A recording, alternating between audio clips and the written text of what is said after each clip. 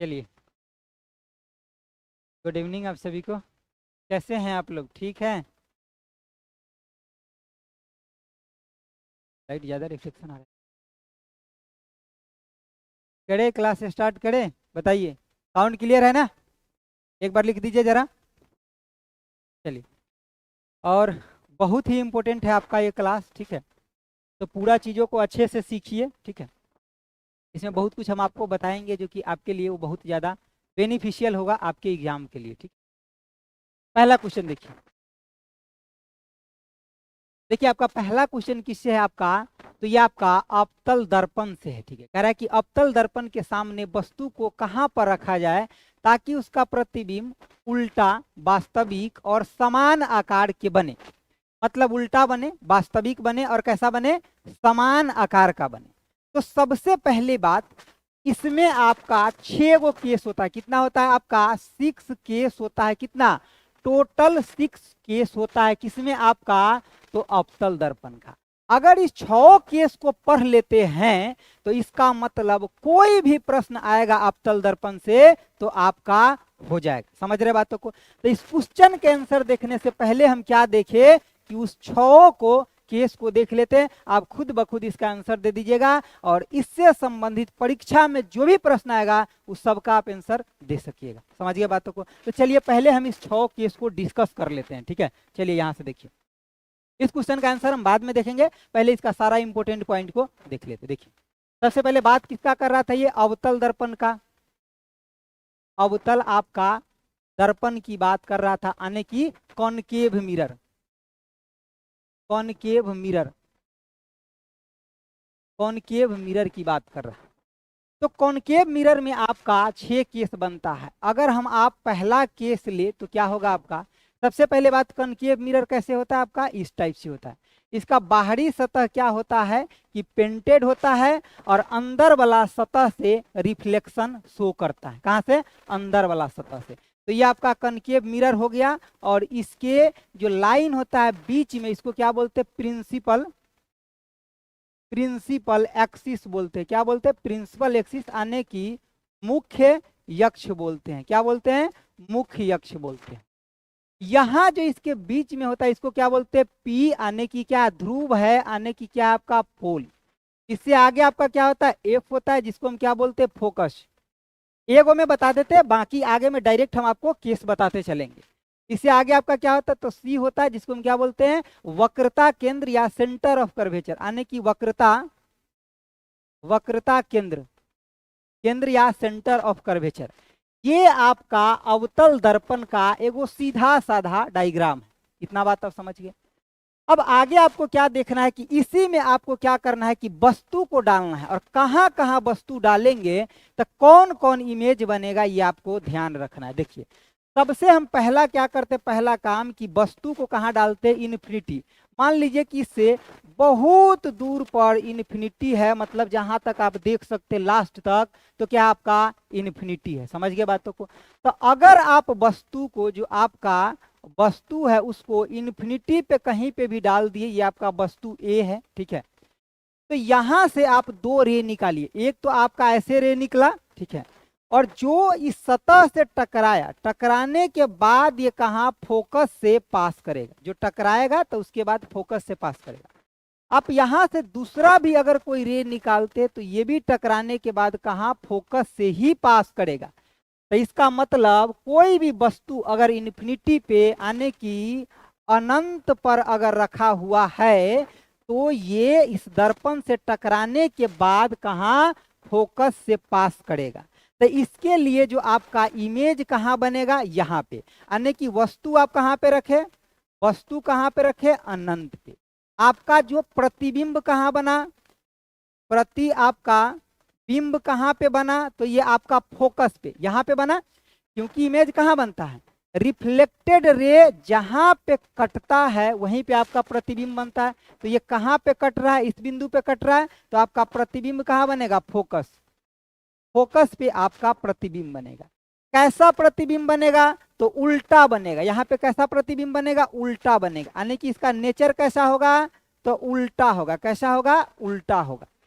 और देखिए यहाँ पे एकदम बिल्कुल छोटा सा इमेज बन रहा है फोकस पर, इसके मतलब कैसा होगा, बहुत छोटा होगा। कैसा होगा, यानी कि बहुत आपका छोटा होगा।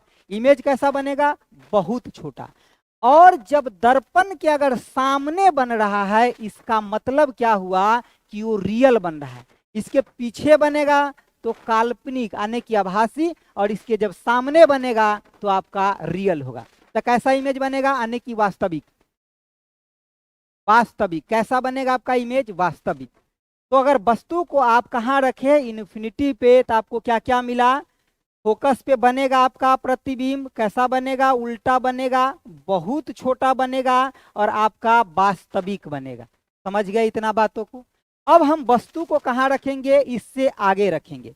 पेन चेंज करके इसी में हम दूसरा केस भी बता देते, या नेक्स्ट भी ले लेते। देखिए जैसे कि अब हम नेक्स्ट ले रहे हैं तो हम तुरंत तुरंत लेंगे। देखिए जैसे कि अब हमारे पास ये चीजें था, ये हमारा दूसरा केस होगा। कौन नंबर का, दूसरा। इसमें हमारा ये क्या हो जाएगा, तो ये हमारा होता है क्या, प्रिंसिपल। प्रिंसिपल आपका एक्सिस होता है। प्रिंसिपल एक्सिस बोले तो मुख्य अक्ष जिसको आप बोलते हैं। इसको क्या बोल रहे थे, पोल। ये क्या था आपका एफ, ये क्या था आपका सी। और यहाँ बहुत दूर कहाँ था, इन्फिनिटी, यानी कि आपका अनंत था। ये बहुत ही दूर था आपके दर्पण से। समझ गए। ओके चलिए देखिए, देखिए यहाँ पे देखिए, देखिए आपका अब जो हम वस्तु को रखो, ये कहाँ पे रखे, तो ये इन्फिनिटी और इस कर्वेचर, मतलब जो सेंटर ऑफ कर्वेचर है, इसके बाद, मतलब इस बीच में कहीं पे हम वस्तु को रख दिए। यहाँ आपका वस्तु ए है, यहाँ रख दिए। अब यहाँ से फिर से हम दो रे को पास करेंगे। आपका एक रे तो ऐसे जाएगा, जो आपका यहाँ से रिफ्लेक्शन के बाद आपको कहाँ से गुजरेगा, फोकस से गुजरेगा। दूसरा रे को इसमें क्या करना है कि आपको यहां से फोकस से गुजारना है, और ये आपका यहां से रिफ्लेक्शन के बाद आगे आएगा। और इमेज कहाँ बनेगा, इमेज आपका कहाँ पे बनेगा, तो जहां पे दोनों आपका रिफ्लेक्शन के बाद कटेगा वहां पे इमेज बनेगा। तो ये कहाँ पे कट रहा है आपका, यहाँ पे। तो इसके मतलब आपका इमेज कहाँ बनेगा, यहाँ पे बनेगा। पहले इमेज कहाँ बन रहा था, यहाँ, अब आगे बन गया। तो इसमें आपको कैसा देख रहे इमेज बन रहा है, जब आप वस्तु को, यानी कि वस्तु को कहाँ रख रहे हैं, तो इन्फिनिटी और किसके बीच में, इन्फिनिटी और कहाँ पे, सी के बीच में। कहाँ रख रहे हैं, इन्फिनिटी और सी के बीच में रख रहे हैं। तब आपका इसमें क्या बनेगा, तो इमेज कैसा बन रहा है आपका, उल्टा बन रहा है। कैसा बन रहा है आपका, उल्टा बन रहा है। उसके बाद कैसा बन रहा है, छोटा बन रहा है। देखिए ये आपका इतना बड़ा था, और इसके बीच में जो बन रहा है छोटा बन रहा है। कैसा बन रहा है आपका, छोटा बन रहा है। उल्टा बना, दूसरी बात छोटा बना। और कहाँ बना ये, तो कहाँ बना, देखिए सी और एफ के बीच में, मतलब वक्रता केंद्र और फोकस के बीच में। कहाँ पे बना, सी और आपका एफ के बीच में। मतलब मैं शॉर्ट में लिख रहा हूं, आप समझ रहे हैं इन बातों को, मैं शॉर्ट में यहाँ लिख रहा हूँ, आप समझ गए क्या। सी का मतलब क्या, वक्रता केंद्र, और एफ का मतलब फोकस के बीच में आपका बन रहा है। और ये भी मिरर के फ्रंट में बन रहा है। इसके मतलब कैसा बन रहा है, तो वास्तविक, वास्तविक बन रहा है। कैसा बन रहा है, वास्तविक, यानी कि रियल बन रहा है। तो दो केस समझ गए। हम बाद में शॉर्ट ट्रिक भी बता देंगे आपको, लेकिन पहले आप अच्छे से पूरा समझ लीजिए। क्वेश्चन आपसे कोई भी बन सकता है एग्जाम। अगला देखिए, तीसरा केस आपका क्या था, यही वाला आपके एग्जाम में अभी जो टेस्ट में पूछा गया वो यही प्रश्न पूछा गया। क्या आपका, देखिए ये आपका क्या हो गया, अवतल दर्पण हो गया। जब भी इससे क्वेश्चन आया तो पहले आप डायग्राम बनाइए फटक दिए। क्या आपका प्रिंसिपल एक्सिस है, यहाँ पे आपका क्या है, पी, मतलब आपका पोल है, ध्रुव है, ठीक है। इससे आगे आपका क्या था, एफ, इससे आगे क्या था आपका सी, और बहुत दूर कहीं इन्फिनिटी था। तो हम इन्फिनिटी पे रख लिए थे वस्तु को, उसके बाद बीच में भी रख लिए थे। अब कहाँ रखे, हम सी पे रखते। कहाँ पे रखे, सी पे। मतलब वक्रता केंद्र पे अगर हम वस्तु को रखते, हमारा वस्तु अगर ए है, तो यहां से अगर हम कोई रे पास करेंगे तो इससे टकराने के बाद, रिफ्लेक्ट होने के बाद फोकस से गुजरेगा, ठीक है। और दूसरा क्या होगा कि हम इसको फोकस से पास करेंगे, और ये यहां से निकलने के बाद यहाँ पे टकराएगा। अगर इसको आप ध्यान से देखिएगा तो आपको क्या दिखेगा कि बिल्कुल इसके सामने यहाँ पे नीचे आपका इमेज बन रहा है। तो जब हम वक्रता केंद्र पर वस्तु को रखते हैं, ये आपका वस्तु है, वक्रता केंद्र पर वस्तु को रखते हैं, तब आपका इमेज कैसा बनता है, बराबर बनता है। ठीक है, कैसा बनता है आपका, बराबर बनता है। यहाँ पे देखिए कैसा बनेगा, बराबर। तो इसमें आपका जो इमेज होगा कैसा बनेगा, मतलब बराबर बनेगा, उल्टा बनेगा। कैसा बनेगा आपका, उल्टा बनेगा। इमेज जो है प्रतिबिंब, प्रति आपका बिंब कैसा बनेगा, उल्टा। और कैसा बनेगा आपका, बराबर, बराबर बनेगा। और कैसा बनेगा, वास्तविक बनेगा। हाँ बिल्कुल वास्तविक बनेगा, वास्तविक बनेगा। क्यों, क्योंकि ये इसके आगे में बन रहा है। तो उल्टा बना, बराबर बना और आपका वास्तविक बना। यही प्रश्न आपका पूछा गया है टेस्ट में। समझ गए बातों को। और ये कहाँ बन रहा है, तो सी पे, यानी कि वक्रता केंद्र पे, वक्रता केंद्र पर आपका ये बन रहा है। समझ गया बातों को। चलिए अगला केस देख लीजिए। जब तक ये 6 केस आप नहीं देखिएगा तब तक आपसे क्वेश्चन एग्जाम में नहीं बनेगा। समझ गया बातों को। अब आपका कौन सा हो गया, चौथा वाला। चौथा आपका केस क्या था, देखिए ये आपका क्या हो गया, तो आपका अवतल दर्पण हो गया। ठीक है, ये आपका P हो गया। ठीक है, और यहाँ पे क्या हो जाएगा F, और यहाँ पे आपका C हो जाएगा। यहाँ तक आप रख लिए थे वस्तु को। अब वस्तु को आप एक बार यहाँ पे रखिए। जब यहाँ पे रखिएगा इस दोनों के बीच में, तब यहाँ से एक रे निकालिए और इसको फिर से फोकस से गुजारिए। कहाँ से, फोकस से। और ये आपका क्या है, तो वस्तु है। समझ गए बातों को, फोकस से।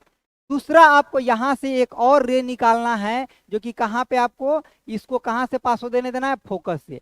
अब ये देखिए आगे जाकर के कहीं कटेगा, यहाँ सी के बाद। कहाँ पे मिलेगा, सी के बाद, यानी कि सी के बाद यहाँ पे। अब देखिए जो आपका वस्तु था इसे बड़ा बना प्रतिबिंब, ये आपका क्या है, तो प्रतिबिंब है, प्रतिबिंब है आपका। समझ गया बातों को। और ये आपका क्या था, वस्तु।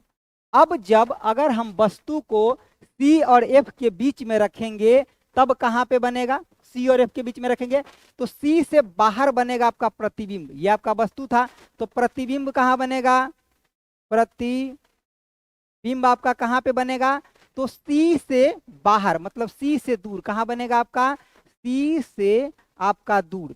हो सकता है ये एग्जाम का प्रश्न अगर रहेगा तो लिख देगा बियॉन्ड सी, मतलब सी से आपका दूर। समझ गया बातों को। और यहाँ वस्तु को कहाँ रखे थे, तो यानी कि सेंटर ऑफ कर्वेचर और फोकस के बीच में रखे थे। और कैसा बनेगा आपका, तो उल्टा बनेगा। और दूसरी बात आपका क्या, उल्टा बनने के साथ साथ ये भी आपका वास्तविक होगा, वास्तविक होगा। क्यों, क्योंकि ये भी आपका फ्रंट में ही बन रहा है। तो कितना केस आपका, 4 हो गया। ठीक है, चलिए आगे देखिए, पांचवा देखिए। आप लोग कंसेप्ट से भागिए नहीं। देखिए कंसेप्ट से भाग करके ना कभी परीक्षा को अच्छे से नहीं निकाल पाइए। समझिए बातों को। कंसेप्ट पे मेन फोकस करिए तभी। ये 6 केस है, 6 केस नहीं सीखिएगा। अगर एक प्रश्न का अगर आंसर बता देंगे तो आपको क्या लगता है, हो जाएगा आपका काम, नहीं होगा। पूरा को जानिए तब होगा आपका काम। ठीक है, देखिए केस नंबर आप 5वां जानिए। देखिए बहुत लोग सोचते हैं कि सिर्फ आंसर बता दीजिए सर, ऐसे काम नहीं हो सकता ना। देखिए ये आपका क्या है, अवतल दर्पण है। ये आपका क्या था, तो प्रिंसिपल आपका एक्सिस था, यानी कि मुख्य अक्ष। ये आपका क्या था, पी यानी कि ध्रुव। ये क्या था आपका, तो आपका फोकस था। और ये क्या था, सेंटर ऑफ कर्वेचर था। आप यहां तक वस्तु को रख लिए थे, अब कहाँ रखिए, फोकस पे। देखिए अगर आप वस्तु को फोकस पे रखते हैं, ध्यान से देखिए, यहाँ पे अगर आपका वस्तु है फोकस पे, तब एक रे निकालिए और इसको बाहर जाने दीजिए। और यहाँ से रिफ्लेक्ट होकर के आपका एफ से गुजरेगा। ठीक है, और दूसरा जो होगा आपका, वो उसको कहाँ, पोल से निकालिए। और ये आपका आगे जाकर के पैरेलल हो जाएगा। समझ गए बातों को। अब देखिए ये आपका क्या था, आपका तो वस्तु था। और ये देखिए इमेज कहाँ बनता था, जहां दोनों चीज कटता था। अब इस केस में देखिए कि कट तो रहा ही नहीं, कहीं बहुत दूर जा रहा है, मतलब अनंत पे। तो इमेज, अगर हम वस्तु को, प्रश्न पूछा जाता है, अगर वस्तु को फोकस पे रखेंगे तो उसका इमेज कहाँ बनेगा, अनंत पे, यानी कि इन्फिनिटी में बनेगा। तो इसके बारे में आप हमको बताइए कि इसमें क्या क्या होगा। सबसे पहले बात तो उल्टा बनेगा, फिक्स बात है। कैसा बनेगा आपका, उल्टा। क्या आता, प्रतिबिंब। जो भी बात हो रहा है किसका, प्रतिबिंब का, उल्टा बनेगा। बहुत दूर बनेगा, यानी कि अनंत पर बनेगा। कहाँ, अनंत यानी कि इन्फिनिटी पर बनेगा। कैसा बनेगा, तो ये मिरर के फ्रंट में बन रहा है, तो यानी कि वास्तविक, वास्तविक बनेगा। कैसा, वास्तविक बनेगा, उल्टा। और बहुत दूर इन्फिनिटी पे बनेगा, और आपका वास्तविक बनेगा, यानी कि बहुत दूर बनेगा। समझ गए बातों को।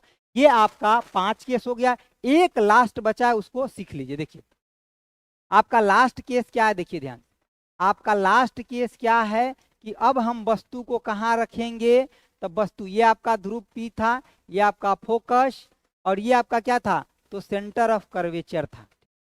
अब हम वस्तु को कहाँ रखने जा रहे हैं, तो यहाँ पे रखेंगे, आने की फोकस और किसके, पोल के बीच में रखेंगे, आने की वस्तु को यहाँ रखेंगे। अब अगर हम वस्तु को यहाँ रखें और यहाँ से अगर कोई रे निकाले, ठीक है, तो ये कहाँ से, फोकस से गुजरेगा, और दूसरा अगर हम यहाँ से निकाले, ठीक है, और ये पोल से टकरा करके अगर बाहर होगा, तो देखिए ये दोनों अब पैरेलल नहीं जा रहा है, ऐसे डाइवर्ज हो रहा है। क्या हो रहा है, डाइवर्ज हो रहा है। इसके मतलब ये है कि अगर हम इसको एक्सटेंड करें, ऐसे एक्सटेंड करें, तो ये पीछे कहीं ना कहीं जा करके आपका मिलेगा, तो आपका इमेज जो है, इमेज जो है यहाँ बनेगा, आने की प्रति आपका बिंब जो है कहाँ बनेगा, यहाँ पे बनेगा। अब देखिए वस्तु आपका ये था, जो आपका वस्तु था वो ये था, वस्तु से बड़ा आपका प्रतिबिंब बना, वस्तु से आपका बड़ा प्रतिबिंब बना। इसके मतलब क्या हुआ, यहां हम लिख सकते हैं क्या, जो हमारा प्रतिबिंब बना वो बड़ा बनेगा। बिल्कुल सही बोले सर, कैसा बनेगा आपका, बड़ा बनेगा। और कैसा बनेगा, सीधा। अभी तक जितना भी हम केस पढ़े उस सब में उल्टा बन रहा था, लेकिन यहाँ क्या देख रहे हैं, सीधा बन रहा है। कैसा बनेगा, बड़ा बनने के साथ साथ सीधा बनेगा। और सीधा के साथ साथ देखिए ये मिरर के पीछे बन रहा है। कहाँ बन रहा है आपका, पीछे बन रहा है, पीछे बन रहा है। इसका मतलब क्या हो गया, सब में आपका आगे बनता था और इसमें कहाँ बन रहा है, पीछे बन रहा है, अन्य की कहाँ, पीछे बन रहा है। इसके मतलब इसको हम आभासी इमेज भी बोल सकते हैं, या काल्पनिक इमेज बोल सकते हैं, या इमेजिनरी इमेज बोल सकते हैं। क्या हो जाएगा, एक का आभासी हो जाएगा, आभासी। ये क्या हो जाएगा आपका, आभासी हो जाएगा, आभासी बनेगा। तो यहाँ पे आप क्या देखिए, बड़ा बनेगा। और इसका यूज कहाँ करते हैं, यूज जो होता है, जैसे सेविंग कराने के लिए जो जाते हैं वहां पे मिरर जो लगा रहता है, वहां पे हम इसका यूज करते हैं, क्योंकि जो हम रहते हैं वो कहाँ पे, पोल और फोकस के बीच में रहते हैं। यूज कहाँ करते हैं, तो सेविंग मिरर में, मिरर में इसका यूज करते हैं। अब देखिए यहाँ से आप 6 प्रश्न सीख लिए, और 6 नहीं मतलब 10 मतलब उससे भी बहुत ज्यादा प्रश्न सीख लिए। क्यों, क्योंकि देखिए यहाँ पे अगर आपसे पूछेगा कि हम इमेज को कहाँ रखेंगे, यहाँ रखेंगे फोकस और पोल के बीच में, तो आपको क्या पता चल रहा है, पीछे बन रहा है। क्यों, क्योंकि इसको एक्सटेंड कर रहे हैं, यहाँ पे कट रहा है, पीछे बना, पीछे बनेगा तो इसका मतलब काल्पनिक होगा। समझ गए बातों को। और आगे बनेगा तो कैसा होगा आपका, वास्तविक। और ये सीधा बन रहा है, पीछे बन रहा है और सीधा भी बन रहा है, तो इसका मतलब इरेक्ट होगा, सीधा भी होगा, और पीछे बन रहा है तो आभासी भी आपका होगा। अब 6 के इसके 1 मिनट में आप रिवीजन कर लीजिए, उसके बाद हम तुरंत आपको बता देते हैं। समझ गए बातों को। चलिए देखिए वो केस क्या क्या था आपका, देखिए उसके बाद अब प्रश्न का आंसर तो 2 सेकंड में दे दिएगा। देखिए पहला आपका क्या था, अवतल दर्पण की बात कर रहा था, आने की आपका क्या, कॉनकेव मिरर। पहला केस क्या था कि वस्तु को कहाँ रख रहे थे, इन्फिनिटी के ऊपर, इन्फिनिटी को वस्तु के ऊपर रख रहे थे, वस्तु को कहाँ, इन्फिनिटी पे रख रहे थे, और यहाँ से जो रे पास हो रहा था दोनों कहाँ पे टकरा रहा था, तो यहाँ पे आपका रिफ्लेक्शन के बाद जो है कट कहाँ पे हो रहा था, एफ पे, और एफ पे कट होगा तो यहीं पे इमेज बनेगा। तो कैसा बन रहा था इमेज, फोकस पे, उल्टा, बहुत छोटा, और आपका वास्तविक, क्योंकि सामने बन रहा था। ठीक है, उसके बाद अगला केस आपका क्या था, देखिए अगला केस था आपका कि हम अनंत और सी के बीच में रख रहे थे वस्तु को। तब देखिए वस्तु को अगर बीच में रखेंगे तो हमारा इमेज यहाँ बन रहा था, सी और फोकस के बीच में। सी क्या है, तो वक्रता केंद्र, और ये क्या है आपका, फोकस। तो इमेज कहाँ बनेगा, वस्तु का इमेज कहाँ बनेगा, तो यहाँ पे बनेगा। ठीक है, इसके बीच में, किसके बीच में, सी और, देखिए यहाँ हम रखे कहाँ थे, वस्तु को इन्फिनिटी और सी के बीच में, तो इमेज हमारा कहाँ बन रहा था, उल्टा बन रहा था, छोटा बन रहा था, और सी और एफ के बीच में बन रहा था, और कैसा, वास्तविक बन रहा था। ठीक है, चलिए ओके ओके, देखिए चलिए उसके बाद आपका तीसरा केस क्या था, सी पे रख रहे थे। सी पे रखेंगे तो आपका उल्टा बनेगा, बराबर, वास्तविक, और आपका कहाँ पे बनेगा, वक्रता केंद्र पे ही बनेगा। ठीक है, यही आपका प्रश्न पूछा गया। दूसरा आपका क्या है कि अब हम कहाँ पे रख रहे हैं वस्तु को, तो सी और एफ के बीच में रख रहे हैं।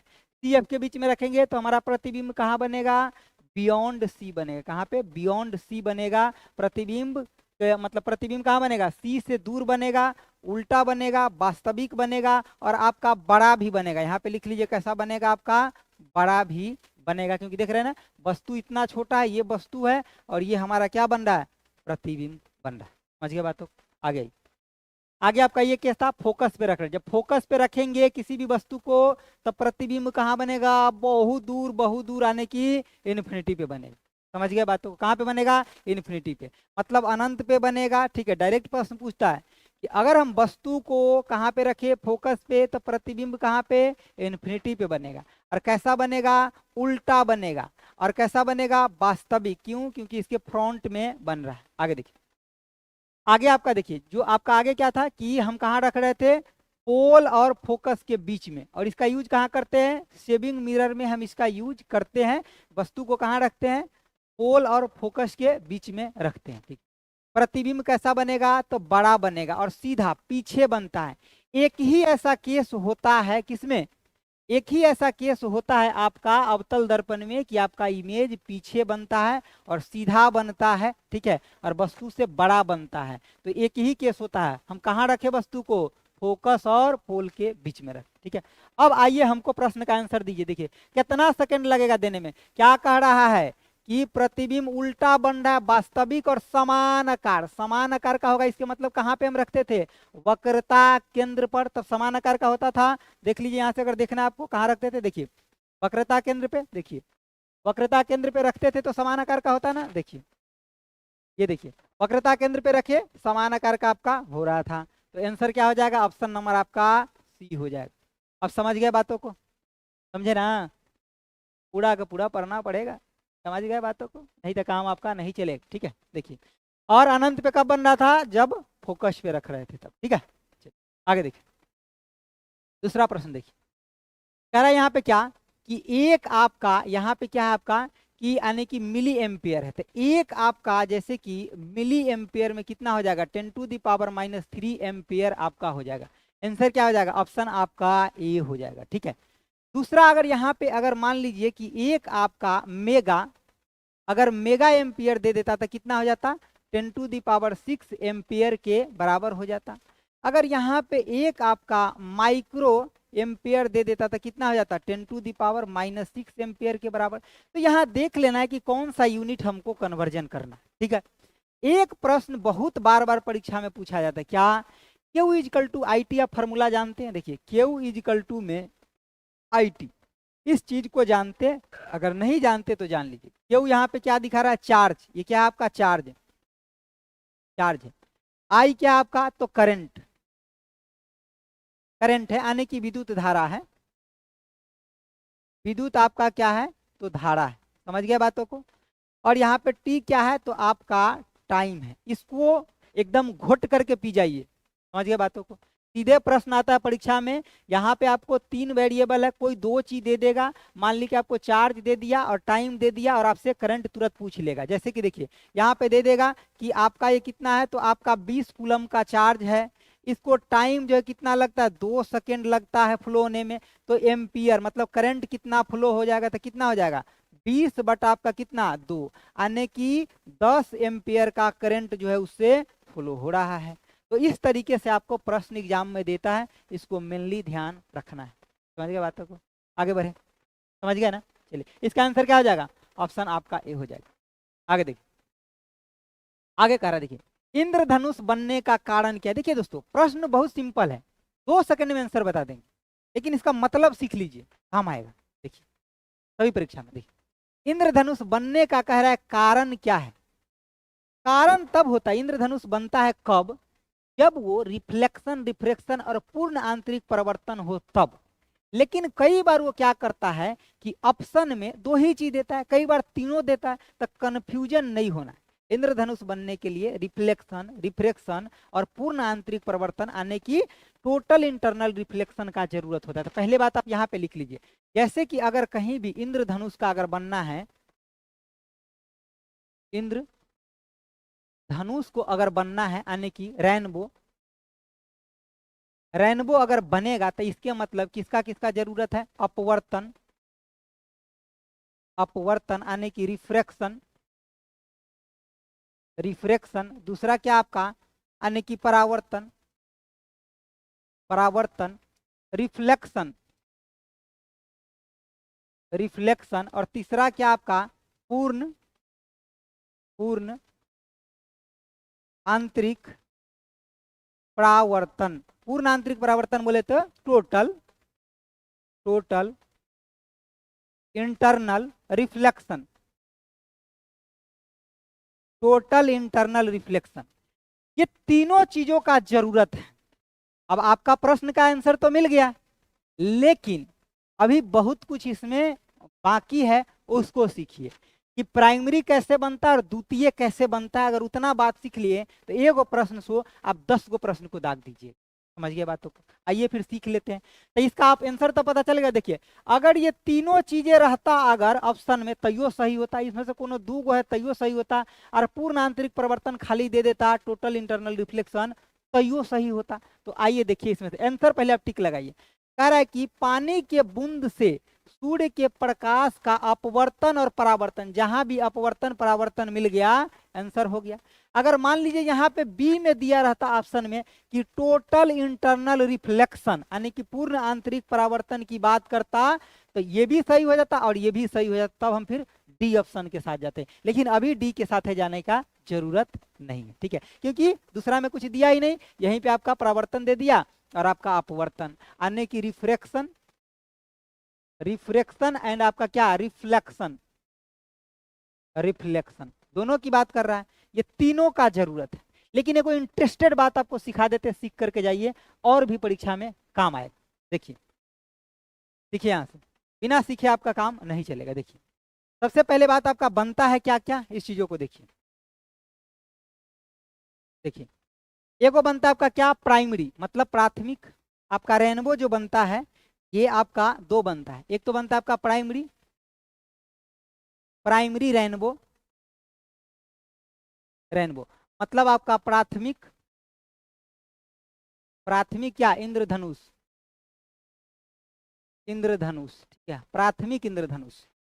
और एक वो क्या होता है आपका द्वितीयक होता है। यहीं में मैं दोनों लिख देता हूं। देखिए, एक होता है आपका क्या द्वितीयक होता है यानी कि सेकेंडरी, या पहले प्राइमरी डिस्कस कर देते उसके बाद सेकेंडरी कर देंगे तो आपको समझने में आसान हो जाएगा। देखिए, प्राइमरी में क्या होता है कि अगर मान लीजिए आपको वाटर का एगो कोई बबल है, यहाँ पे क्या है वाटर का आपका एगो बबल है, ठीक है, और इसके ऊपर आपका लाइट आया। और जब लाइट आएगा, ये वाटर का बबल है और बाहर में एयर है, तो आपको ये तो पढ़े ही होइएगा, अगर कहीं पे भी अगर माध्यम चेंज होता है यानी कि मीडियम चेंज होता है, तो वहां पे आपका रिफ्लेक्शन यानी कि अपवर्तन होता है।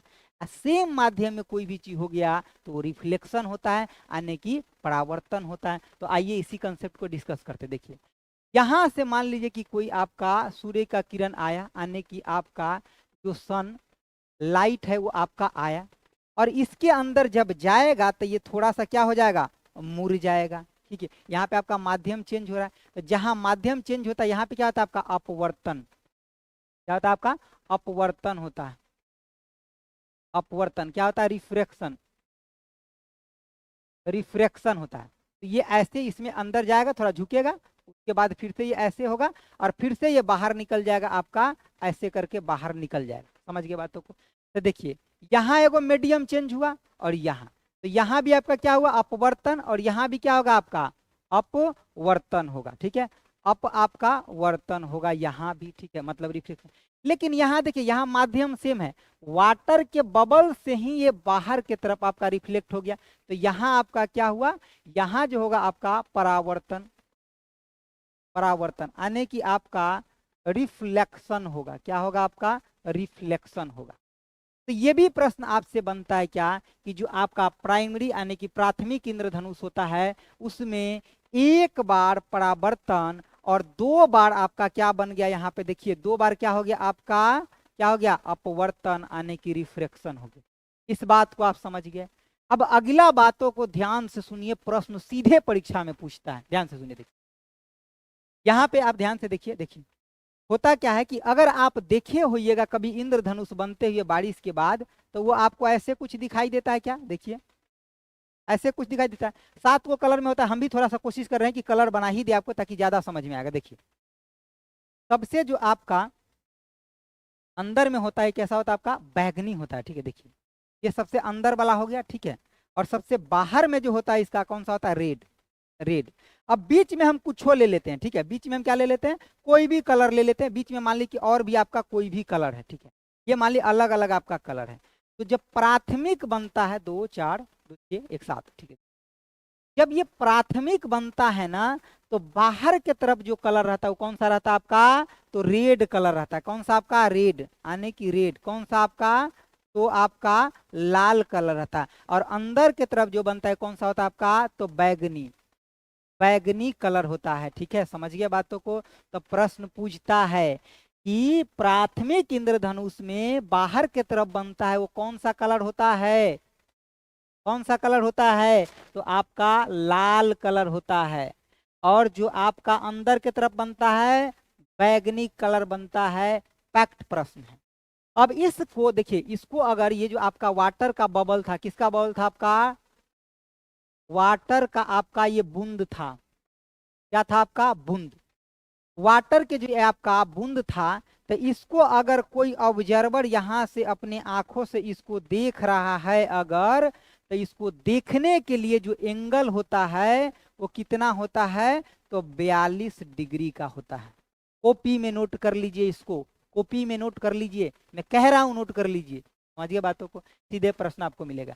तो देखिए ये क्या है आपका, यहां से जो देखने के लिए इसको जो एंगल बनता है कितना, 42 डिग्री का बनता है। तो आपको प्राथमिक इंद्रधनुष से क्या क्या याद रखना है कि कोई वाटर का बूंद है, इसमें सनलाइट आया तो यहाँ माध्यम चेंज हुआ, तो यहाँ क्या हुआ, अपवर्तन यानी कि रिफ्लेक्शन। फिर इसके अंदर गया, अब क्या होगा, ये रिफ्लेक्शन। सेम माध्यम में क्या हो गया, रिफ्लेक्शन। और फिर से ये माध्यम से बाहर निकला यहाँ पे, तो फिर से आपका अपवर्तन यानी कि रिफ्लेक्शन। तो 2 बार अपवर्तन और 1 बार परावर्तन, तो प्राथमिक इंद्रधनुष हो गया। बाहर के तरफ में कलर आपका लाल और अंदर के तरफ में कैसा, बैगनी। समझ में आ गया, पक्की बात, तो एस बोल दीजिए, ठीक है। समझ आ गया ना, पूरा समझ में आएगा, सवाल ही नहीं पैदा होता है कि समझ में ना आए, ठीक है, गारंटेड। देखिए अगला, देखिए अगला हम क्या बता रहे हैं आपको, द्वितीय। देखिए दूसरा आपका क्या है, सेकेंडरी। सेकेंडरी आपका क्या, तो रेनबो, रेनबो यानी कि आपका द्वितीयक, द्वितीयक आपका इंद्रधनुष, इंद्रधनुष की बात कर रहा है। अब द्वितीयक में क्या होता है कि रिफ्लेक्शन और रिफ्रैक्शन का बाबू भैया यहाँ चक्कर होता है, थोड़ा सा ध्यान से देखिए, और यही थोड़ा कंफ्यूज कर जाते हैं।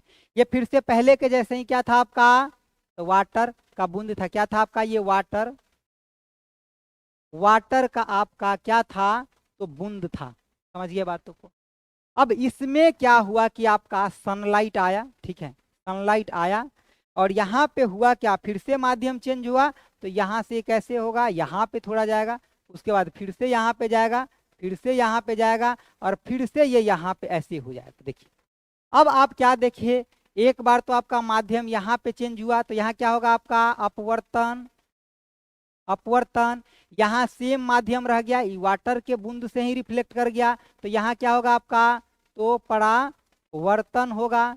और यहाँ भी अंदर में रिफ्लेक्ट कर रहा है, तो यहाँ भी क्या होगा, परावर्तन होगा। यहाँ बाहर निकल रहा है तो मीडियम चेंज हो रहा है, तो यहाँ भी क्या होगा आपका, तो अपवर्तन होगा, अप आपका वर्तन होगा। समझ गए बातों को। तो इसमें क्या होता है आपका, 2 जगह क्या होता है, अपवर्तन, अपवर्तन, और 2 जगह क्या होता है आपका, तो परावर्तन होता है, ठीक है। तो समझ गए, मतलब 2 को कैसा होगा, रिफ्रैक्शन, रिफ्रैक्शन, और 2 आपका रिफ्लेक्शन, रिफ्लेक्शन भी आपका 2 होगा।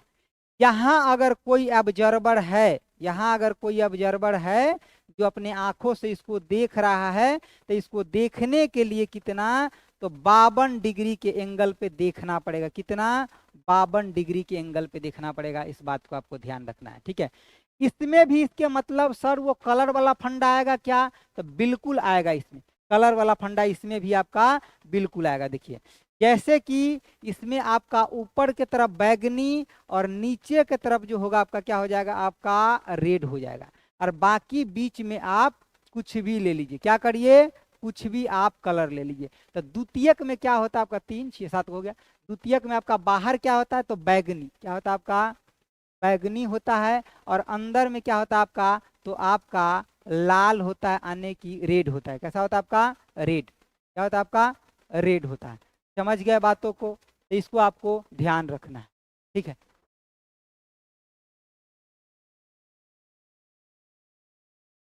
आगे देखिए, देखिए देखिए, ठीक है। तो इतना बात आप समझ गए, समझ गए ना, पक्का ना। चलिए आगे बढ़े। तो ये आपका प्राइमरी का भी समझ गया और द्वितीय का भी। देखिए ये आपका प्राइमरी वाला क्या था, प्राइमरी में आपका एक होता था क्या, आपका परावर्तन, और 2 अपवर्तन होता था, तो आपका प्राइमरी होता था, ठीक है। और इसमें आपका लाल रंग ऊपर होता था और नीचे आपका क्या होता था, बैगनी। जबकि द्वितीयक में क्या होता था, 2 जगह अपवर्तन और 2 जगह आपका परावर्तन होता था, ठीक है। और इसको देखने के लिए 52 डिग्री के एंगल पे देखते थे। बाहर के तरफ बैगनी और अंदर के तरफ क्या होता था, आपका लाल होता था, ठीक है।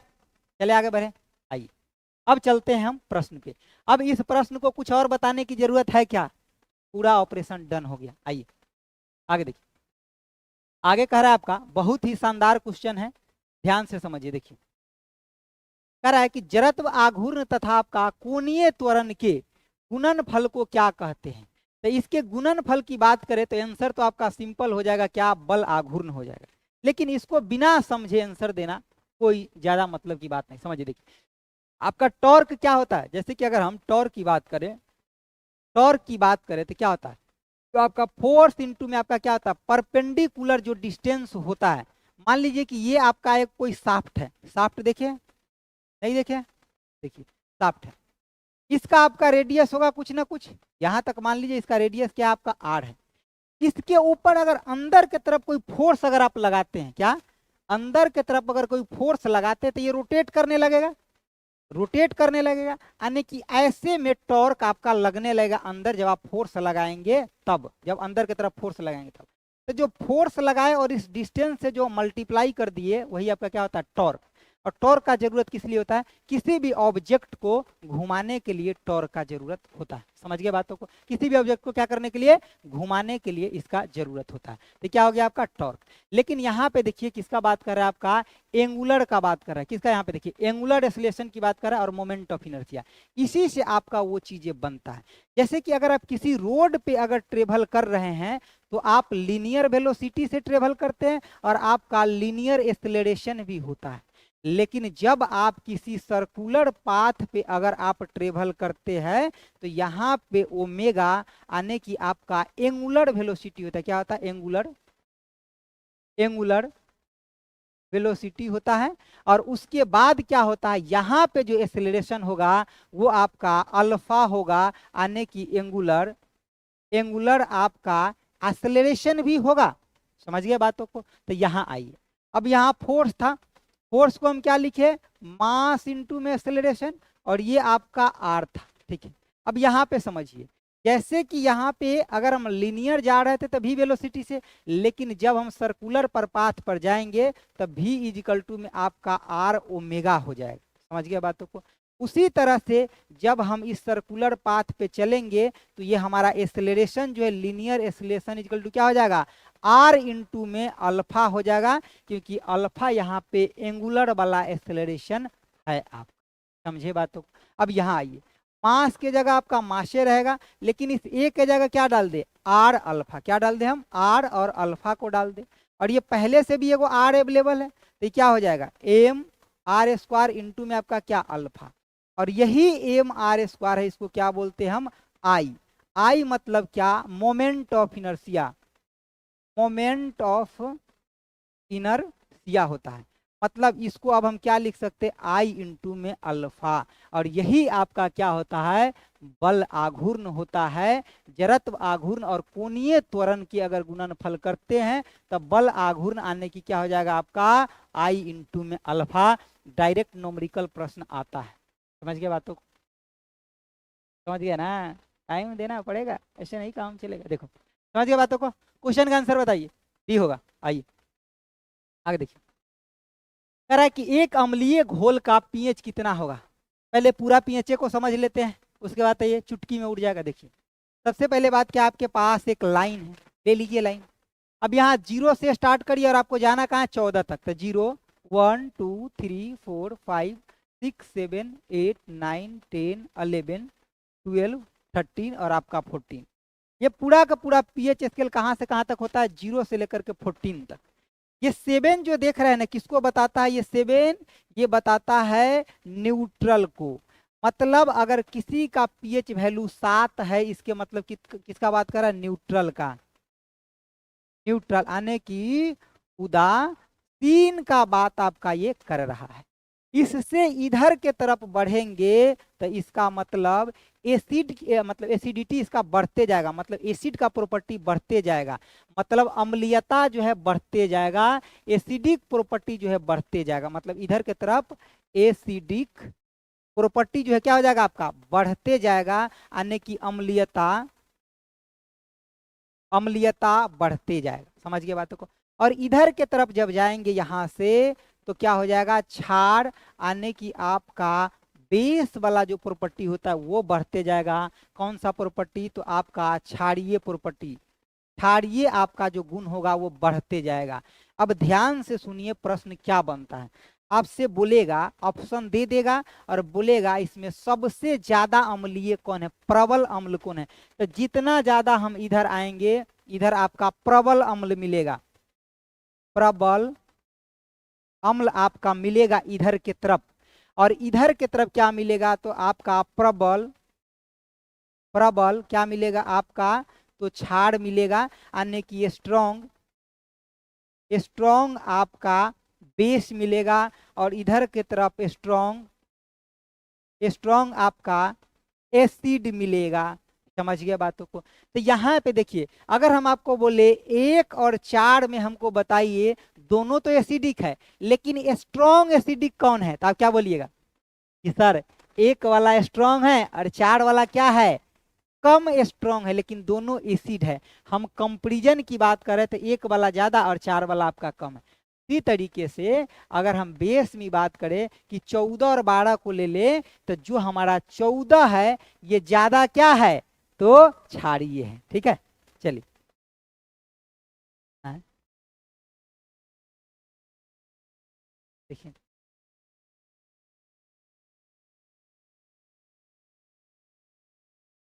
इसमें नहीं, भिजवा दीजिए ना सर, तो लगा देंगे लास्ट में।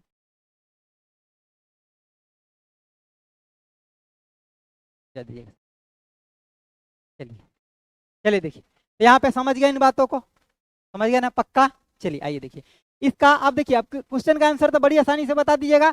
अम्लीय की बात कर रहा है तो क्या होना चाहिए, 7 से ज्यादा की कम। अरे बोलिए 7 से ज्यादा की कम, सर 7 से कम, तो ऑप्शन क्या हो जाएगा, ए के साथ सर चले जाएंगे। ये किसके लिए हो जाता, न्यूट्रल के लिए, न्यूट्रल आने की उदासीन के लिए। और ये किसके लिए हो जाता आपका, आने की बेस के लिए, किसके लिए, बेस के लिए, आने की क्षारीय के लिए। और ये किसके लिए हो गया, एसिड के लिए, आने की अम्लीय के लिए, किसके लिए, आने की एसिड के लिए आपका हो जाता। समझे बातों को या नहीं, समझ गए ना, पक्का समझ गए होइएगा। इसका खोज किसने किया था, सोरेनसन ने,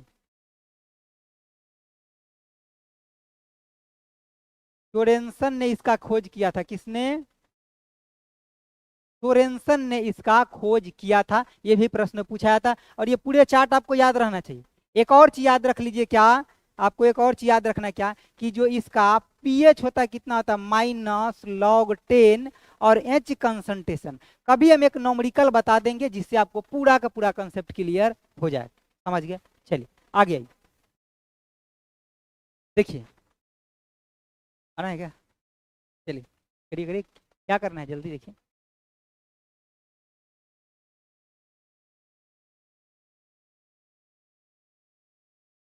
1 मिनट देखिए, कुछ अच्छा ही होने वाला है।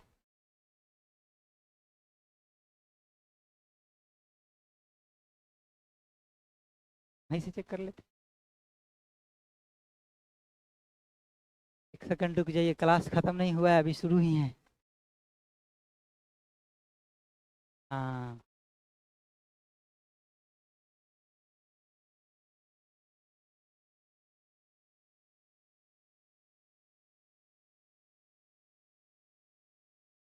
लिख करके भी बता देते तभी भी हाँ।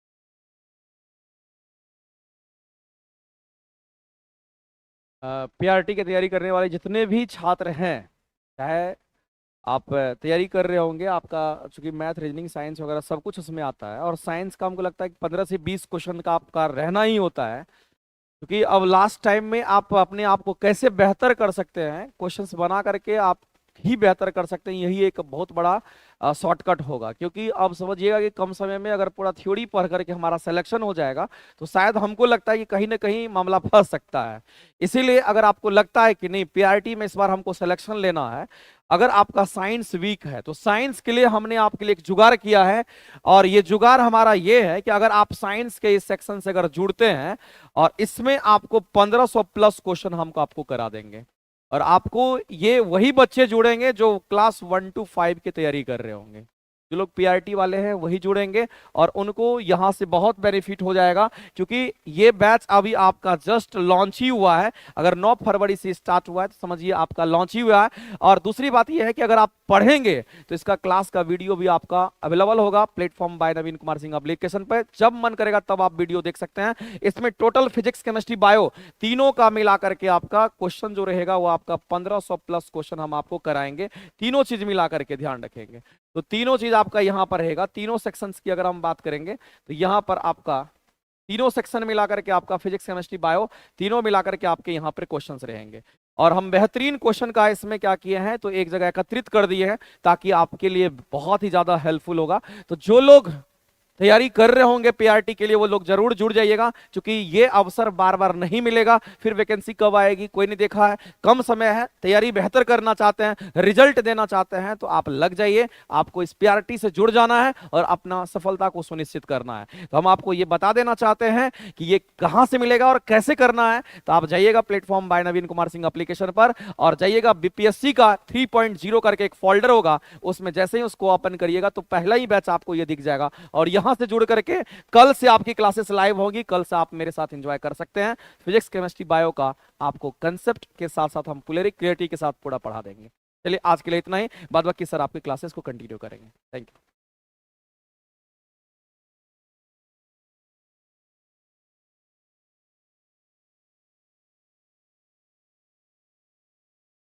चलिए चलिए आइए, हाँ जो कंटिन्यू था उसको कर दीजिए।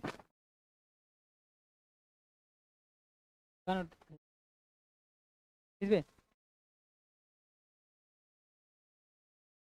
चलिए चलिए आइए हम लोग कंटिन्यू करते हैं आगे, ठीक है।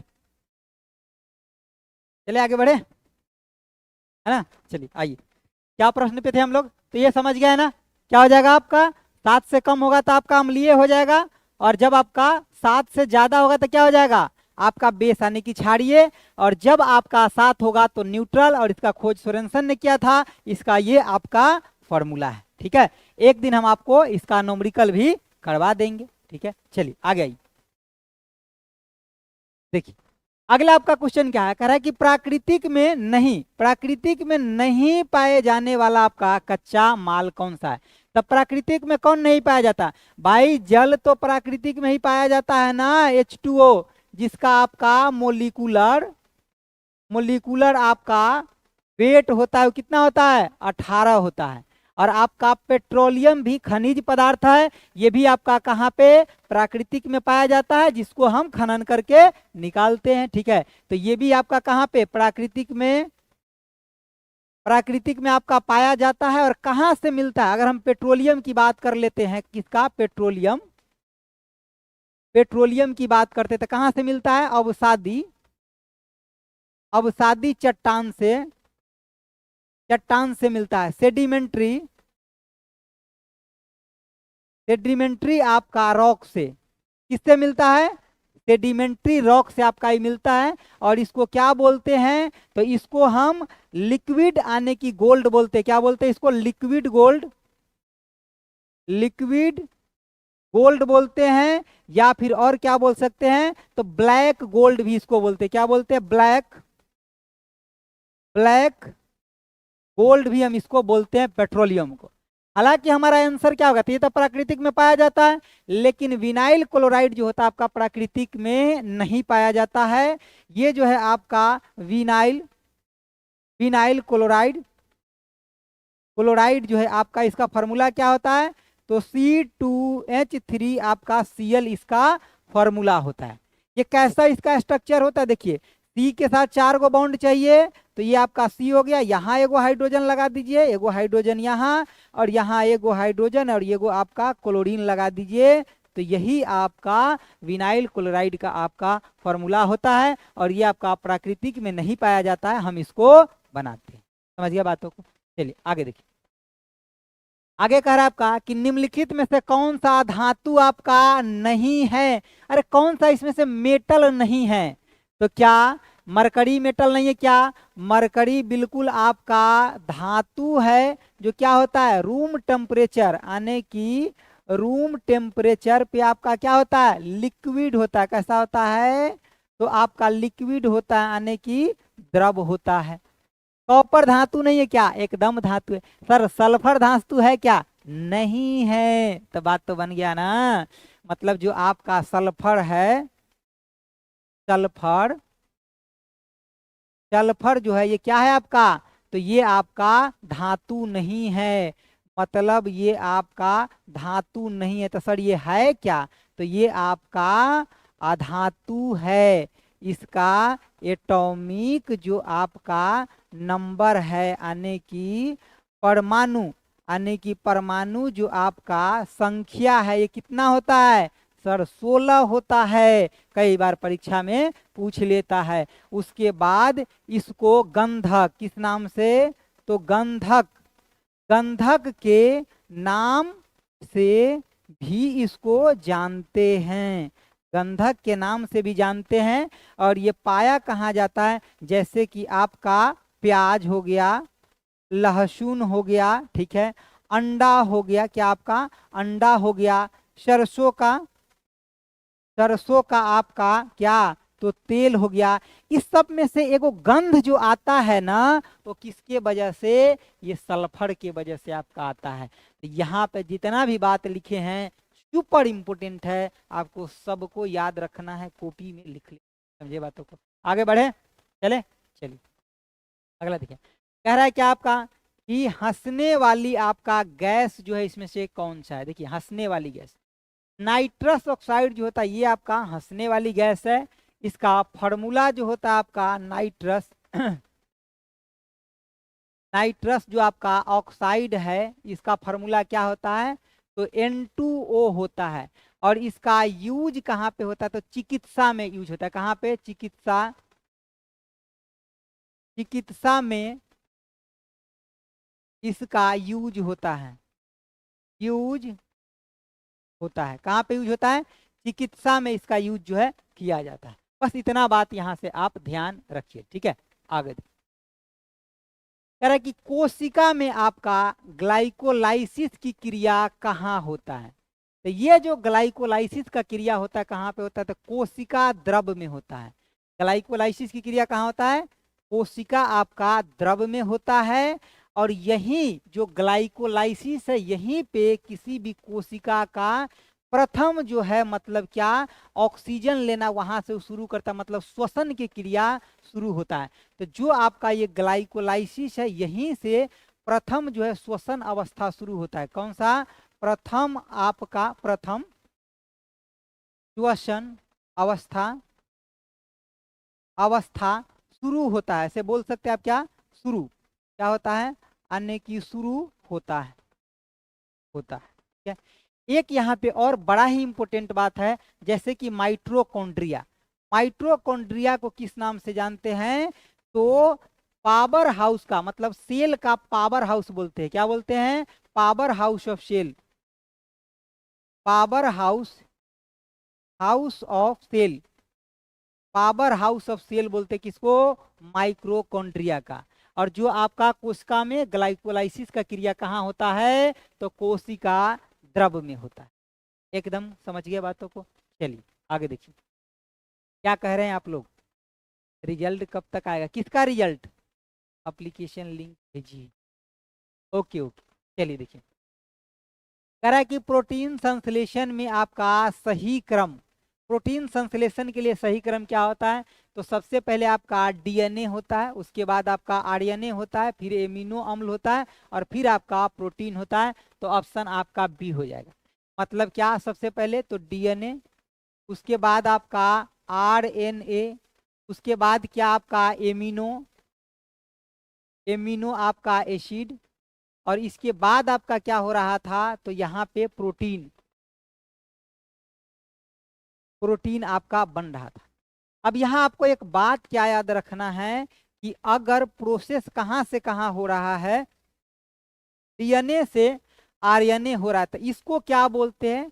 तो इसको हम बोलते हैं ट्रांसक्रिप्शन। क्या बोलते हैं? ट्रांसक्रिप्शन बोलते हैं, ट्रांसक्रिप्शन बोलते हैं, ठीक है। और जब ये प्रोसेस उल्टा हो जाएगा, ये देखिए डीएनए से अगर आरएनए हो रहा है तो इसको क्या बोलते हैं? ट्रांसक्रिप्शन। लेकिन अगर आरएनए से डीएनए होगा तो इसको क्या बोलते हैं? रिवर्स ट्रांसक्रिप्शन इसको बोलते हैं, ठीक है। लेकिन एक प्रश्न और पूछ जाता है कि अगर हम डायरेक्ट जो है कहाँ राइबोसोम से प्रोटीन बनाते हैं तो वहां क्या होता है? यानी कि राइबोसोम से अगर हम प्रोटीन बनाते हैं तो यहाँ पे आपका क्या होता है? तो ट्रांसलेशन होता है। क्या होता है? ट्रांसलेशन। क्या होता है? ट्रांसलेशन। तो ये वाला ज्यादा इंपॉर्टेंट है कि राइबोसोम से प्रोटीन बनता है तो उस प्रोसेस के क्या बोलते हैं? ट्रांसलेशन बोलते हैं। समझ गए मेरे भाई? समझ गए ना? पक्का ना? चलिए आगे आइए। क्वेश्चन का आंसर क्या हो जाएगा? ऑप्शन आपका बी हो जाएगा। अगला प्रश्न को, अगला प्रश्न कह रहा है कि किसी स्थान पर कम आयाम के सरल लोलक आवर्त उसकी प्रभावी लंबाई, बहुत ही ज्यादा इंपॉर्टेंट ये प्रश्न है, ध्यान से देखिए। सबसे पहली बात किसका बात कर रहा है? लोलक की लंबाई की बात कर रहा है। तो ये होता क्या है? सबसे पहले आपको टाइम पीरियड से इसको कोरिलेट करना पड़ेगा। तो टाइम पीरियड जो होता है आपका, time period T equal to में कितना होता है? तो 2π√L आपका जी होता है। अब यहाँ पे देखिए 2π आपका कांस्टेंट है, मतलब जो कुछ भी, मतलब अगर इस टाइम पीरियड के बारे में ख्याल है आपके मन में, वो सब लेंथ पे और ग्रेविटी पे डिपेंड कर जाएगा। आपको कोई भी डाउट नहीं होना चाहिए इसमें। इसके मतलब जो टाइम पीरियड है डायरेक्टली प्रोपोर्शनल√L के है, कोई दिक्कत नहीं। और जो आपका टाइम पीरियड जो है इनवर्सली प्रोपोर्शनल√G के है, इसमें भी कोई दिक्कत नहीं। जी पे आपका प्रश्न कम आता है और आपका एल पे प्रश्न जो है आपका ज्यादा आता है। अब यही बात यहाँ पे आप खोज लीजिए कि जो आपका आवर्त काल क्या हो जाएगा, यानी कि वर्गमूल के समानुपाती होता है। यहाँ पे देख लीजिए, समझ गए बातों। अगर कोई भी चीज दोलन कर रहा है, अगर उसका यहाँ पे देख लीजिए कि अगर उसका लेंथ बढ़ जाएगा तो उसका फिर टाइम पीरियड बढ़ गया। और टाइम पीरियड अगर बढ़ गया तो इसके मतलब उसको आने जाने में सेकेंड ज्यादा लग गया टाइम, तो इसका मतलब वो सुस्त हो गया। क्या हो गया? सुस्त हो गया। इसीलिए प्रश्न आता है कि अगर हम दोलन करता हुआ चीज का लंबाई बढ़ा देते हैं तब क्या हो जाएगा? तो जब लंबाई बढ़ेगा तो उसका टाइम पीरियड बढ़ जाएगा, और जब टाइम पीरियड बढ़ गया किसी चीज का तो वो चीज आपका सुस्त हो जाएगा। क्या हो जाएगा? सुस्त हो जाएगा।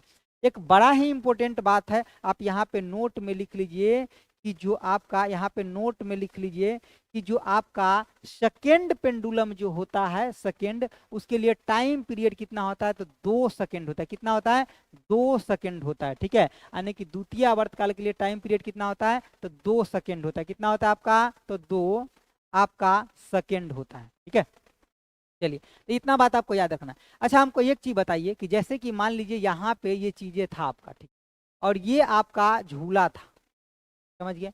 इस झूला में कोई आदमी बैठा हुआ था। बहुत ही अच्छा प्रश्न है, ध्यान से देखिए। देखिए, कोई बैठा हुआ, पहले पहले खड़ा हुआ है, ठीक है, ये खड़ा हुआ है, तो इसका लेंथ की बात करते तो इसके ग्रेविटी तक इसका लेंथ हो जाएगा, तो इसका लेंथ ये।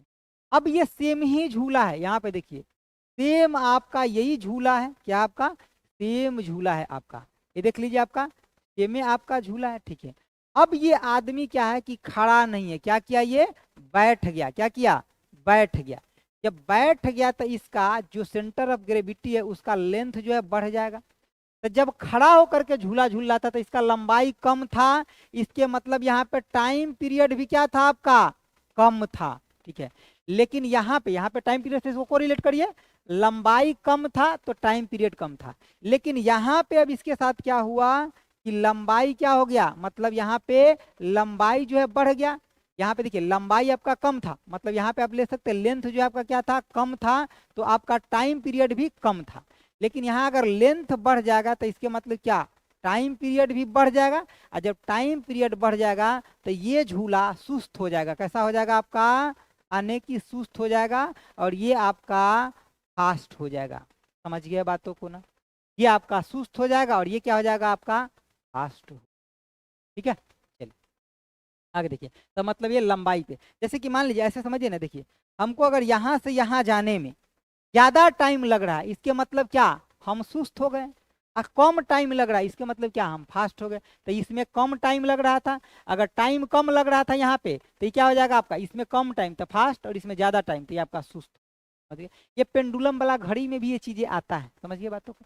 तो क्वेश्चन का आंसर ऑप्शन आपका ए हो जाएगा। अगला देखिए, अगला क्या कह रहा है, समझिए प्रश्न को। कह रहा है यहाँ पे कि विशिष्ट चालकता की मात्रक आपसे पूछा जा रहा है। ठीक है, यहाँ पे हम आपको पहले समझाते हैं। देखिए, ये आपके पास क्या है, तो एक आपका वायर है। क्या आपका वायर, अगर ये वायर है तो इसका कुछ ना कुछ लेंथ होगा, यस सर। इसका कुछ ना कुछ क्रॉस सेक्शनल एरिया होगा, यस सर। और इस वायर का प्रॉपर्टी भी होगा, क्या होगा, मतलब इसका रेजिस्टिविटी रो होगा, बिल्कुल होगा। रेजिस्टिविटी होगा, बिल्कुल रो होगा।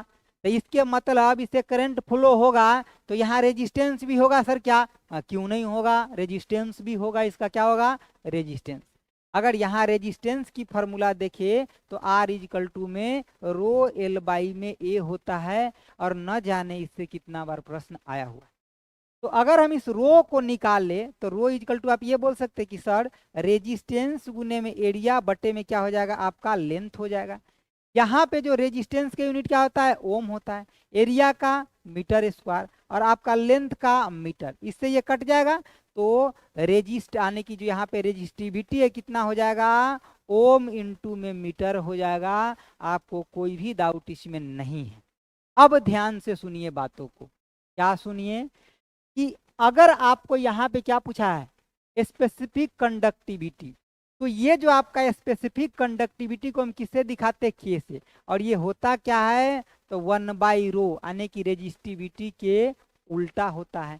तो इसके मतलब क्या हो जाएगा, यहाँ पे 1 में ओम और मीटर, तो इसको क्या लिख सकते हैं हम, ओम के पावर सर -1 लिखिए, और एम के पावर भी -1 लिखिए। यही आपका क्या हो गया, कंडक्टिविटी।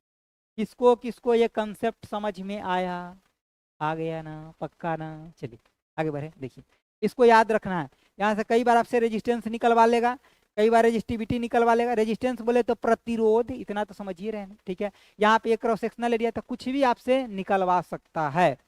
रेजिस्टेंस जो होता है प्रतिरोध, डायरेक्टली प्रोपोर्शनल लेंथ के होता है, और रिवर्सली प्रोपोर्शनल आपका एरिया के होता है। आगे बढ़े, आंसर क्या हो जाएगा, देख लीजिए कहाँ पे आपका ओम के पावर -1 और मीटर के पावर भी आपका -1, मतलब क्या, आंसर सी के साथ स्ट्रांगली आप जा सकते हैं, 1 नंबर पक्का। चलिए आगे देखिए, कह रहा है क्या कि रेफ्रिजरेटर में खाद्य पदार्थ ताजा रखने हेतु तापमान कितना रहना चाहिए। देखिए, तो अगर हम रेफ्रिजरेशन का यूज करते खाद्य सामग्री रखने के लिए, तो उसमें क्या करते हैं, उसको टेम्परेचर को कम कर देते। क्यों कम करते हैं?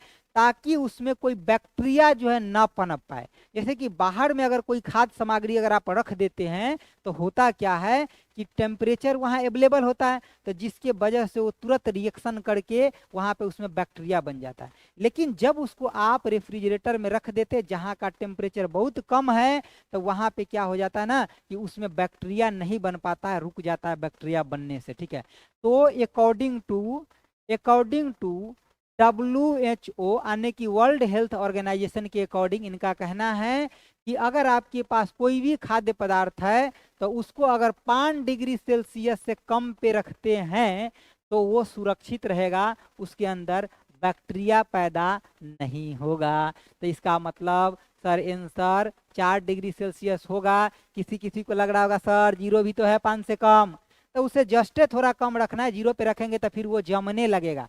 समझ गए बातों को ना? तो इसीलिए कहाँ रखेंगे? ऑप्शन आपका ये हो जाएगा 4 डिग्री सेल्सियस पे हम रखेंगे। किसके अकॉर्डिंग? WHO के अकॉर्डिंग। और इसमें क्या हो जाएगा? बैक्टीरिया बनना, बैक आपका टेरिया बनना क्या हो जाएगा?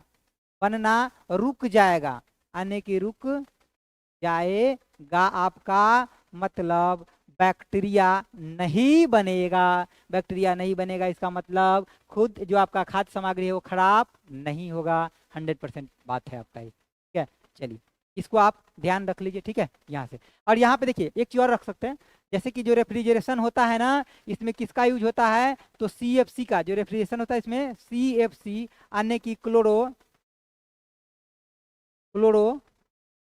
क्लोरोकार्बन का इसमें प्रयोग होता है। और इसी से जो गैस निकलता है वो हमारे इन्वायरमेंट के लिए थोड़ा सा हानिकारक भी होता है मेरे भाई। ठीक है, चलिए आगे देखिए। आंसर बता दिए ना इसका? हाँ, आंसर बता दिए। कह रहा है कि गैल्वेनोमीटर का आप उपयोग कहाँ पे करते हैं, किस लिए करते हैं? देखिए, जब भी आपको करंट को मेजर करना हो और बहुत ही माइन्यूट लेवल पे एकदम कम करंट का मेजर करना हो, तो किसका प्रयोग करते हैं? गैल्वेनोमीटर का। ये क्या है? एक आपका डिवाइस है, यानी कि इंस्ट्रूमेंट है। क्या करने के लिए? करंट मेजर करने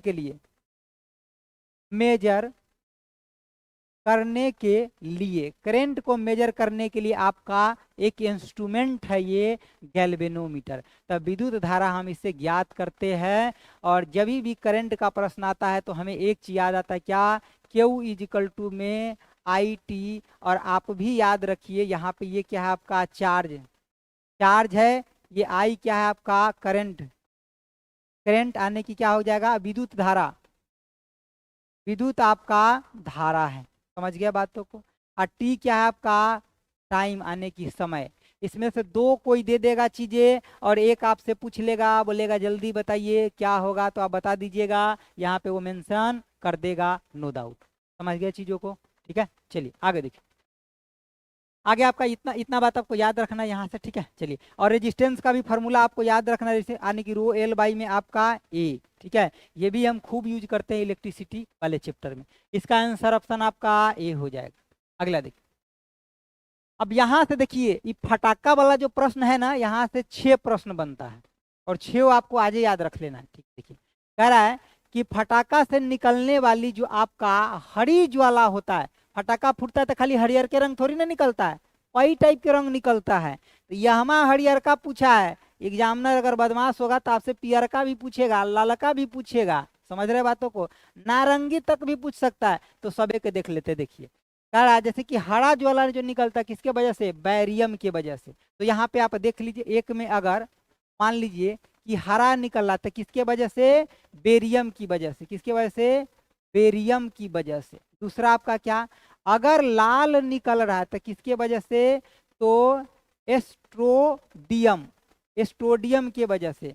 तीसरा बात करते हैं, अगर पीला निकल रहा है तो किसके वजह से? सोडियम की वजह से। चौथा ये आपका हरा हो गया, लाल हो गया, पीला हो गया, नारंगी अगर निकलता है तो किसके वजह से? ये आपका किसके वजह से? ये कैल्शियम के वजह से। और 5 में एक और आपका बच रहा है कौन, नीला। जो आपका नीला निकलता है किसके वजह से, तो ये निकलता है कॉपर के वजह से, कॉपर की वजह से। मेरे भाई इसको शॉर्ट स्किन ले लीजिए और नहीं तो इसको कॉपी में नोट कर लीजिए, सीधे सीधे आपके एग्जाम में छपते हुए दिख जाएगा। और आप करते क्या है, एक एक को पढ़ लेते हैं जहां तहां, ये सब एक ही जगह न पढ़ते हैं, यही गड़बड़ी हो जाता है। समझ रहे हैं? हम आपके दुखों को समझ रहे हैं, इसको एक जगह नोट कर लीजिए। समझ गए बातों को? बढ़े आगे ना, बढ़े आगे। चलिए देखिए अगला प्रश्न क्या कर रहा है। कह रहा है क्या कि आने की इनमें से किसके मिश्रण का उपयोग जो है सोना को शुद्ध करने के लिए किया जाता है। अगर हमको सोना को शुद्ध करना है, किसको, गोल्ड को शुद्ध करना है, किसका प्रयोग करेंगे, एक्वा रिजिया का प्रयोग करेंगे। ऑप्शन आपका सी हो जाएगा, एक्वा रिजिया का प्रयोग करें। ये किससे मिलकर के बना होता है, तो ये आपका हाइड्रोक्लोरिक एसिड, क्या आपका हाइड्रोक्लोरिक एसिड, अब प्लस में क्या, नाइट्रिक एसिड, क्या आपका नाइट्रिक एसिड से मिलकर बनाता है। हाइड्रोक्लोरिक एसिड बोले तो HCl और नाइट्रिक बोले तो HNO3। ये आपका 3 पार्ट और ये आपका 1 भाग मिलता है, तो ये आपका एक्वा रिजिया बनता है, यानी कि रेजिया बनता है। क्या बनता है आपका, एक्वा रेजिया बनता है। समझ गया बातों को? तो ये भी याद रखना है, ये भी पूछा जाता है कि अगर हमें एक्वा रेजिया बनाना होगा तो किसके किसके मिश्रण से बनेगा, तो हाइड्रोक्लोरिक एसिड और नाइट्रिक एसिड मिलाएंगे इसमें, मतलब हाइड्रोक्लोरिक अम्ल और नाइट्रिक अम्ल मिलाएंगे। और हाइड्रोक्लोरिक अम्ल मतलब HCl और नाइट्रिक अम्ल बोले तो HNO3। किस अनुपात में लेंगे, तो HCl 3 के अनुपात में और HNO3 को 1 अनुपात में लेंगे, तो हमारा काम हो जाएगा। समझ गए बातों को? चलिए आगे आइए। समझ गए? कन्फर्म आंसर सी के साथ जाइए, आगे देखिए। कह रहा है क्या आपका कि थर्मोकॉल किससे आपका बनाया जाता है, तो देखिए थर्मोकॉल जो आपका बनाया जाता है पॉलीस्टाइरीन से बनाया जाता है। किससे, पॉलीस्टाइरीन से थर्मोकॉल को बनाया जाता है। ठीक है, यहाँ पे एक और प्रश्न इंपोर्टेंट पूछा जाता है, क्या कि टेफ्लोन, यानी कि टेफ्लोन का यूज जो है कहाँ पे करते हैं। तो टेफ्लोन का यूज जैसे नॉन स्टिक बर्तन बनाना होता है ना, इंडक्शन वाला बर्तन जो होता है, इंडक्शन चलाए है ना, इंडक्शन वाला जो इलेक्ट्रिसिटी से चलता है, तो इंडक्शन वाला बर्तन बनाना होता है जनरली उसमें हम नॉन स्टिक का मतलब बर्तन होता है उसमें टेफ्लोन का प्रयोग करते हैं। तो नॉन स्टिक, आपका नॉन स्टिक बर्तन, बर्तन बनाने में नॉन स्टिक बर्तन को बनाने में टेफ्लोन का यूज करते हैं। और थर्मोकॉल को बनाने के लिए किसका प्रयोग किया जाता है, तो पॉलीस्टीरीन का प्रयोग जो है किया जाता है। ठीक है, आगे आइए, आगे देखिए। कह रहा है कि वायुयान में किसका प्रयोग जो है वायु शोधक के रूप में किया जाता है। किस रूप में, वायु शोधक के रूप में किया जाता है। तो यहाँ पे आपको देखिए कि लगेगा, कुछो नहीं पढ़े होइएगा तो आपको लग जाएगा सर ये तो बुझा हुआ चूना लिखा है, इसके मतलब क्या है, कैल्शियम आपका हाइड्रो, यानी कि ये आपका हो जाएगा क्या, कैल्शियम, एक सेकंड रुक जाइए, देखिए क्या हो जाएगा आपका कैल्शियम हाइड्रोक्साइड। ये क्या हो जाएगा आपका, मतलब बिना बुझा हुआ कैल्शियम ऑक्साइड। तो ये थोड़ी ना प्रयोग करेंगे वायुयान में वायु शोधक के रूप में, कब वो संभव है, ना सर ना संभव है, ये बिल्कुल ना संभव है। तो संभव क्या है, पोटेशियम सुपर ऑक्साइड का, यानी कि KO2 का प्रयोग करेंगे। अब यहाँ पे एक रिएक्शन छोटा सा सीख लीजिए, बड़ी काम आएगा। क्या होता है रिएक्शन, देखिए जैसे कि अगर आपके पास बिना बुझा हुआ चूना है, मतलब कैल्शियम ऑक्साइड है, इसमें आप क्या किए, पानी को डाल दिए। अब पानी को डालने के बाद इसको आप छोड़े नहीं, हीट करना शुरू कर दिए, तो ये दोनों मिल गया। जब ये दोनों मिलेगा तो क्या देगा आपका, कैल्शियम और ये आपका OH का होल ट्वाइस। तो ये आपका क्या होता है, बिना बुझा चूना, और इसमें पानी डाल दिए तो बुझ गया, तो आपका ये हो गया। तो ये क्या होता है आपका बिना बुझा चूना, बिना बुझा चूना।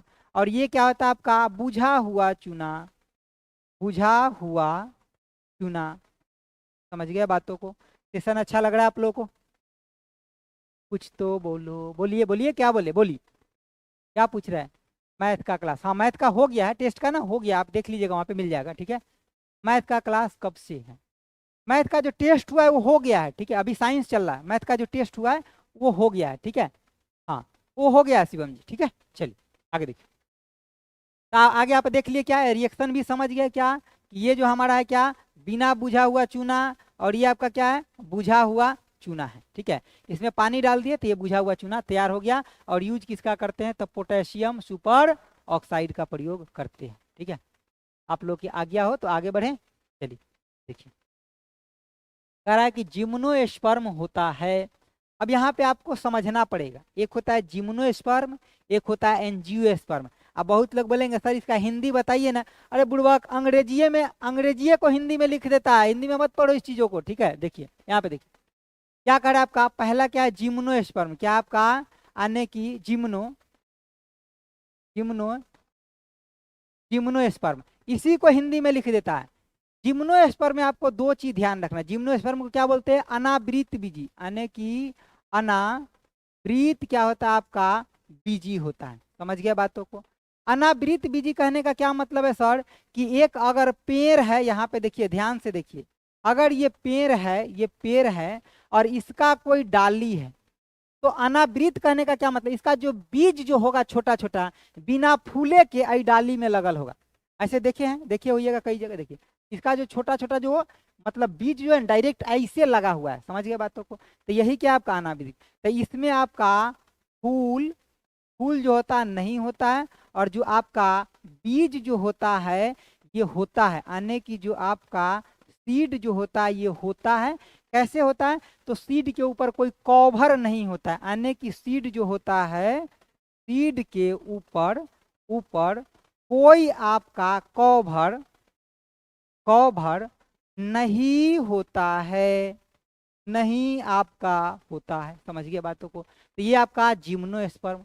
अब एंजियोस्पर्म भी जान लीजिए, वो तो इंपॉर्टेंट है उतना ही, ठीक है। तो देखिए यहाँ पे अगला आपका क्या दूसरा नंबर पे, तो एनजीओ, एनजीओ स्पर्म, एनजीओ इसको क्या बोलते हैं, तो आवृत आपका बीजी, क्या बोलते हैं, आवृत बीजी बोलते हैं।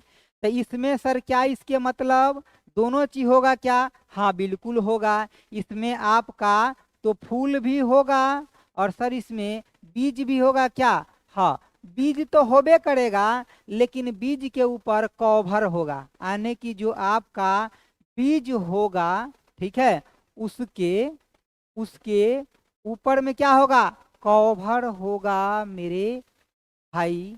समझ गए। इस बात को ऐसे ही लिख लीजिए, परीक्षा में जाके सीधे ठोक दीजिएगा, हाँ जी हेलो, ठीक है। हाँ हेलो हेलो हेलो, आपको भी हेलो। चलिए देखिए,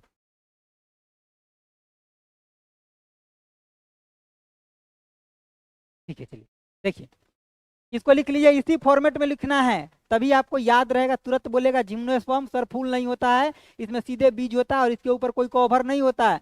और सर एंजियोस्पर्म में क्या होता है, इसमें फूल भी होता है और बीज भी होता है, और बीज के ऊपर कवर भी लगा रहता है। बात के समझिए, आगे आइए। अब ये देखिए आज का लास्ट क्वेश्चन है साइंस का, ठीक है। चलिए देखिए, अब ये क्वेश्चन समाप्त होने के बाद हम आप लोगों से बात करेंगे थोड़ा सा। देखिए क्या आपका, देखिए कह रहा है कि प्रोजेस्टेरोन हार्मोन का कार्य क्या है, मतलब इसका जो है आपका वर्क क्या है।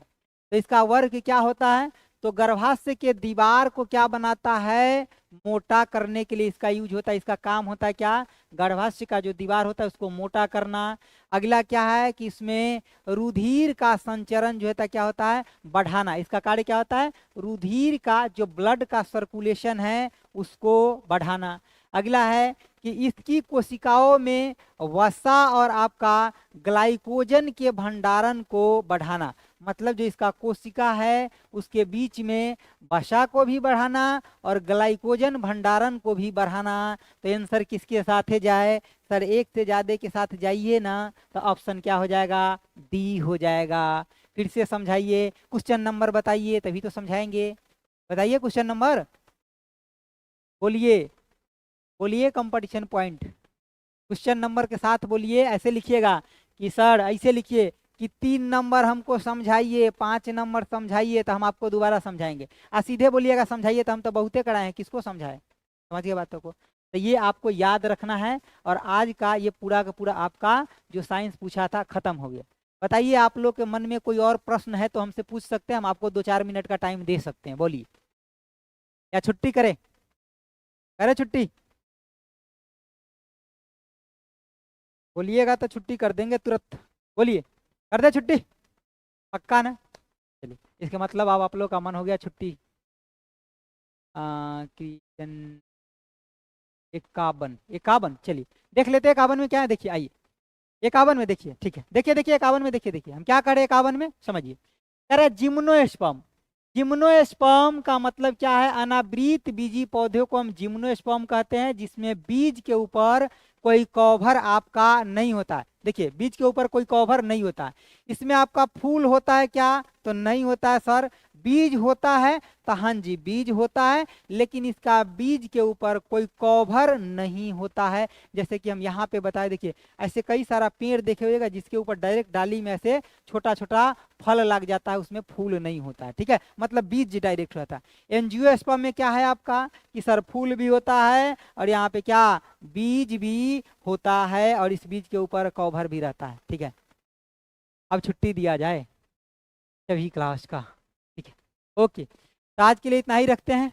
आप सभी को बहुत बहुत धन्यवाद, और एकदम पूरा मन लगा करके पढ़ते रहिए। जो भी क्लास आता है उसको देखिए, और अभी आप टेंशन में मत रहिए, जितना टाइम मिलता है ना उसको रगड़ करके पढ़िए, सब अच्छा होगा। समझे बातों को? तो इतना ही रखते हैं, ठीक है। गुड नाइट आप सभी को, ठीक है, चलिए ओके बाय, जय हिंद।